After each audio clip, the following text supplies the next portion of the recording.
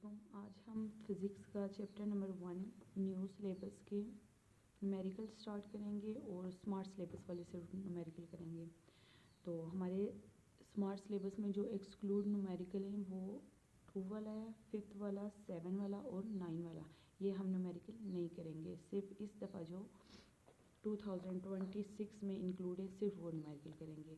तो सबसे पहला हमारा न्यूमेरिकल है calculate the number of second in day week month. इसके 3 पार्ट दिए हुए हैं कि आपने नंबर ऑफ़ सेकंड्स बताने हैं, एक दिन में कितने होते हैं सेकंड्स, एक वीक में कितने होते हैं और एक मंथ में कितने होते हैं। And state your answer in SI prefixes, और अपना आंसर जो होगा उसको एसआई प्रीफिक्सेस में लिखना है। तो सबसे पहले हम न्यूमेरिकल लिख लेते हैं। ये मैंने लिख ली है स्टेटमेंट। तो पहला पार्ट है आपने एक दिन में कितने सेकंड होते हैं। तो एक दिन में सबसे पहले आपने लिखने हैं कितने घंटे होते हैं, 24 घंटे होते हैं, मल्टीप्लाई 60, यानी हर घंटे में 60 मिनट होगा और हर मिनट में 60 सेकंड होंगे। आपने 24 को 60 से मल्टीप्लाई करना है और 60 को फिर 60 से मल्टीप्लाई करना है। ये कैलकुलेटर पे हम कैलकुलेट करेंगे। नेक्स्ट हमारे पास इसका पार्ट बी है कि आपके सेकंड इन वीक, कि एक वीक में कितने सेकंड होते हैं। तो सबसे पहले आपने देखना है कि वीक में दिन कितने होते हैं। एक वीक में 7 दिन होते हैं और हर दिन में 24 घंटे होते हैं और हर घंटे में 60 मिनट होते हैं और हर मिनट में 60 सेकंड्स होते हैं। आइए बात समझ। अब इसको आपने कैलकुलेटर पे कैलकुलेट करना है।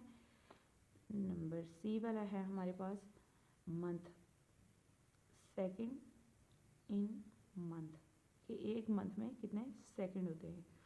तो एक मंथ में कितने डेज़ होते हैं, 30 डेज़ होते हैं। हर दिन में 24 घंटे होते हैं और हर घंटे में 60 मिनट होते हैं और 60 सेकंड्स होते हैं हर मिनट में। तो अब हम इसको कैलकुलेट करेंगे तो हमारे पास सेकंड्स आ जाएंगे, फिर हम इसको प्रीफिक्सेस में कन्वर्ट करेंगे। ये हमने इसको कैलकुलेट कर लिया कैलकुलेटर से, तो हमारे पास आया 86,400 सेकंड। अब इसने कहा था कि आपने प्रीफिक्सेस में इसको करना है, ऐसे ही प्रीफिक्सेस में। तो आपने टेबल देख लेना है पेज नंबर बुक के।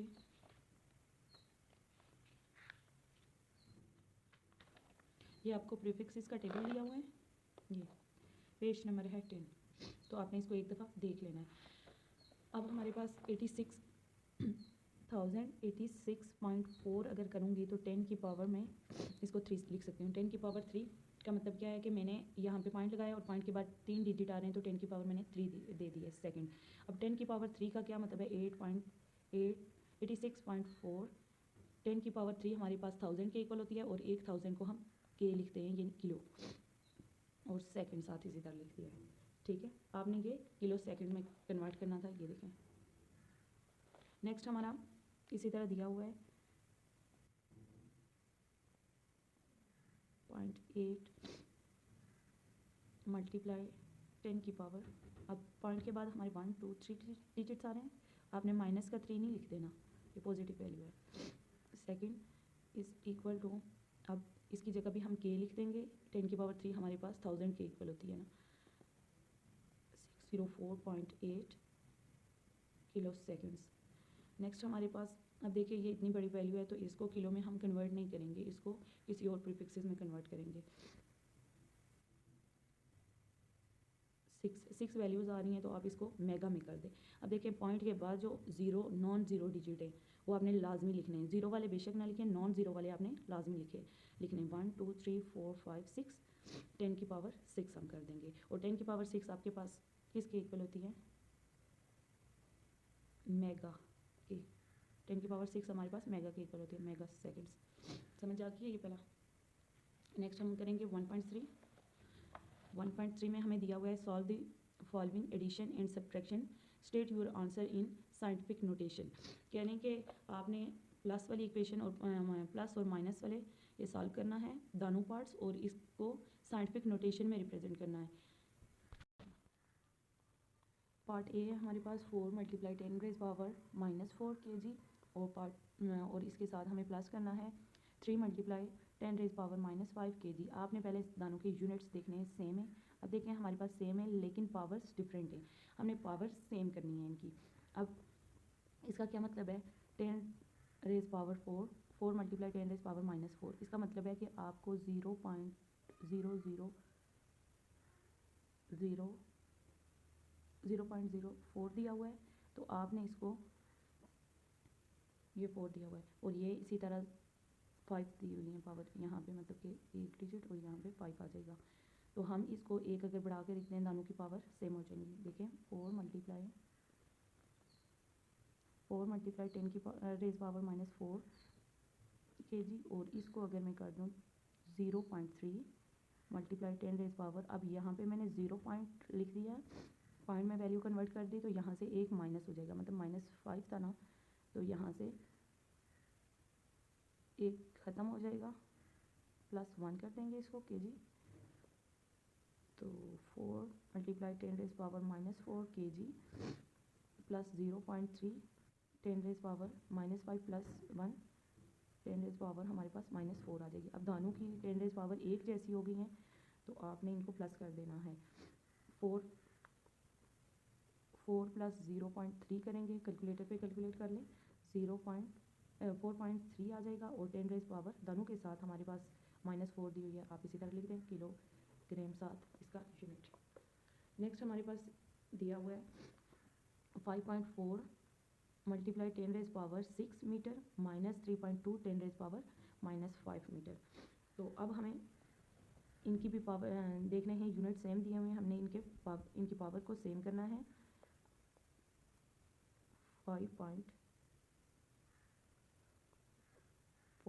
अब हम अगर इसका पावर 5 में कन्वर्ट करें तो अच्छा हमने 0.5 10 रेज पावर -6 किया, यही मिला। और अब देखें हमने पॉइंट को यहाँ से लेफ्ट साइड पे मूव किया तो +1 कर दिया, हमारे पास -6 + 1 -5 आ गया। नेक्स्ट हमने इस वैल्यू को सेम ही इसी तरह लिखा। अब हम इसको माइनस करेंगे तो बड़ी वैल्यू के साथ बड़ी वैल्यू हमारे पास ये वाली है, इसके साथ माइनस का साइन दिया हुआ है -3.2, और इसके साथ कोई साइन नहीं दिया हुआ, मीन्स के हमारे पास प्लस का साइन दिया हुआ है। प्लस 0.5 करेंगे तो आपका आंसर आ जाएगा 2.66 10 रेज पावर -5 मीटर। अब हम इसका साइन देखेंगे, बड़ी वैल्यू के साथ कौन सा साइन है, माइनस का साइन है, तो हम माइनस इसके साथ लगा देंगे, ठीक है। नेक्स्ट हमारे पास क्वेश्चन है 1.4, हमने मल्टीप्लाई करके इसको साइंटिफिक नोटेशन में करना है, और इसको डिवाइड करके आपने साइंटिफिक नोटेशन में करना है। तो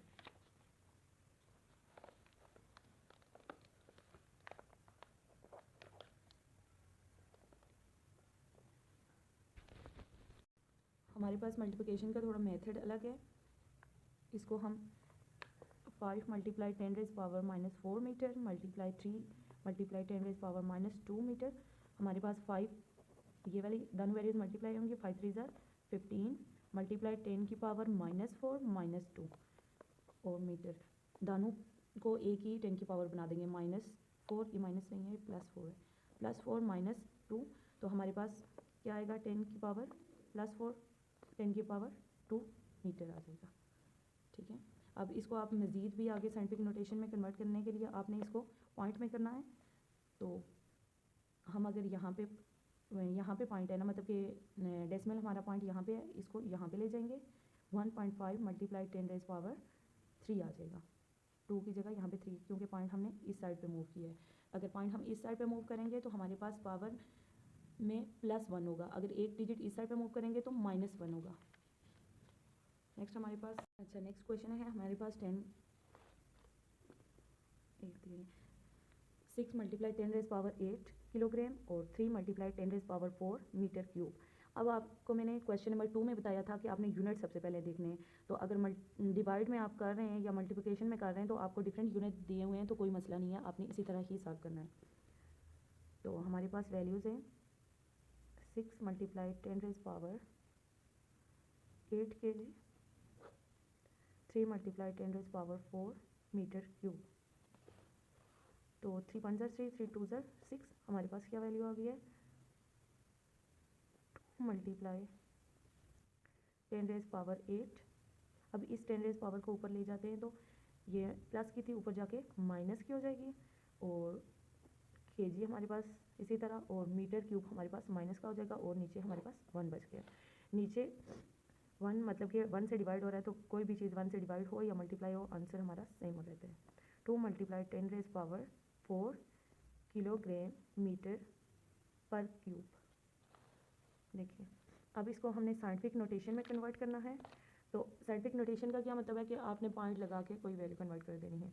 आप इसको दो तरह से करते हैं। अगर 0.2 कर देते हैं मल्टीप्लाई 10⁻⁴ के साथ आपको 1 प्लस करना पड़ेगा फिर केजी मीटर क्यूब। अगर फिर इसका आंसर आएगा 0.2 10⁻⁵ किलोग्राम मीटर क्यूब। अगर आप ऐसे लिखते हैं फिर भी आपका ठीक होगा। अगर इसी आंसर को आपने आप देखें पॉइंट ज़ीरो से लास्ट पे लगा दिए तो ज़ीरो की तो कोई वैल्यू नहीं होती ना, ये 2 के इक्वल ही है। तो आप 10⁻⁴ किलोग्राम मीटर पर क्यूब इस तरह भी लिख सकते हैं। ये भी आपका आंसर हो सकता है और ये भी आपका आंसर हो सकता है। ठीक है, हमारे पास 1.6 दिया हुआ है कि state in number of significant digits in each measurement. आपको सिग्निफिकेंट डिजिट्स कितने दिए हुए हैं सब मेजरमेंट्स में आपने चेक करना है। तो सबसे पहले हमारे पास जो क्वेश्चन है 45 है। अच्छा 0.0045 हमने सिग्निफिकेंट फिगर्स में पढ़ा था उसके रूल्स में कि 0 before all significant figures are not significant, non significant. तो अब 0 पहले हैं और सिग्निफिकेंट फिगर्स बाद में। आपने अगर स्टार्ट में 0 आते हैं तो वो सिग्निफिकेंट फिगर्स नहीं होते। हमारे पास 2 सिग्निफिकेंट फिगर्स हैं 4 और 5। इसका आंसर आप लिखेंगे 2। अब कैसे लिखेंगे ये सिर्फ आपको एमसीक्यूज में ही आ सकता है। 0 अगर पहले दिए होंगे कोई नॉन जीरो डिजिट्स कौन से होते हैं 1 से लेके 9 तक, ये सारी नॉन जीरो डिजिट्स हैं जिनको हम 0 के इक्वल नहीं रख सकते। और ये हमारे पास 0 हैं। अगर 0 आपके पहले आ रहे हैं फिर 1 से 9 तक डिजिट्स आ रहे हैं तो इसका मतलब है कि आपके पास ये वाले डिजिट्स काउंट नहीं होंगे, सिर्फ ये वाले काउंट होंगे। तो ये हमने काउंट किए 1 और 2। हमारे पास इनका सिग्निफिकेंट फिगर क्या है 2। अब देखें 0 जब बीच में आएगा तो क्या होगा, जब 0 बीच में आएगा तो ये 0 भी काउंट होगा। तो हमारे पास इसकी सिग्निफिकेंट फिगर्स 4 है। 1 2 3 4 डिजिट्स बन रहे हैं तो हमारे पास सिग्निफिकेंट फिगर 4 हुए। अब 0 लास्ट पे आ रहा है तो वो भी काउंट होगा, वो भी सिग्निफिकेंट फिगर्स में इंक्लूड होगा 1 2 3। अब डेसिमल पॉइंट में 0 सबसे लास्ट पे आ रहा है तो वो काउंट होगा। इसकी 3 फिगर्स हैं सिग्निफिकेंट। अब 1 2 3 4, अब इसके भी 4 है तो अब इसको कन्वर्ट अगर करें तो यहाँ पे 0 पॉइंट आ जाए,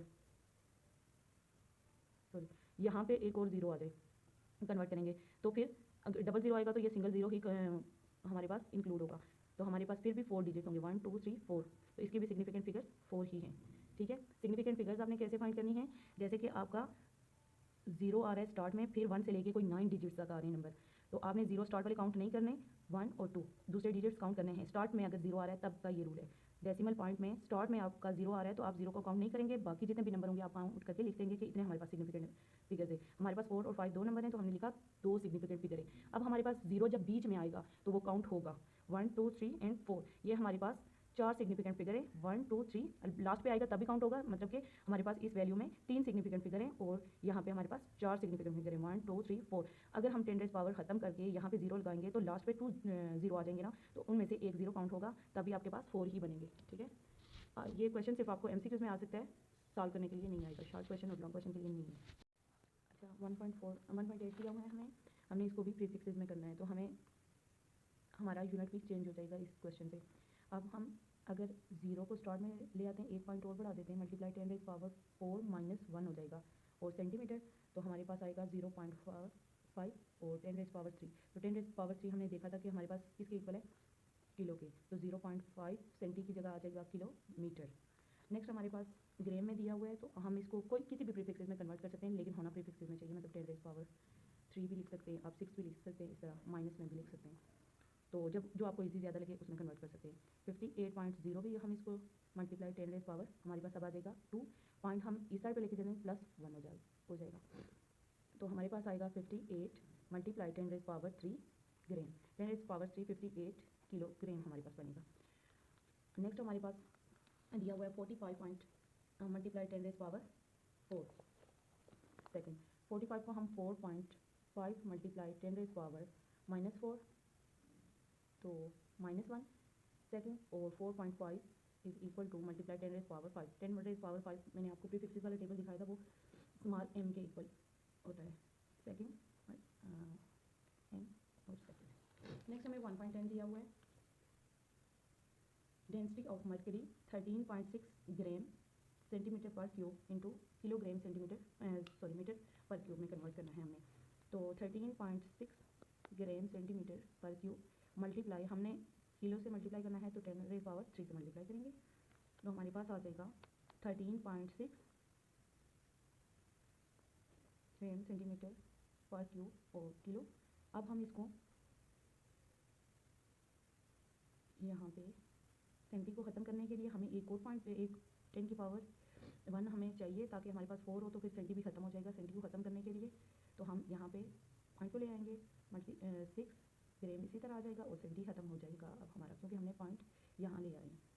तो मीटर क्यूब पर क्यूब किलोग्राम, ये हमारे पास इक्वल होगा 1.36 किलोग्राम मीटर पर क्यूब।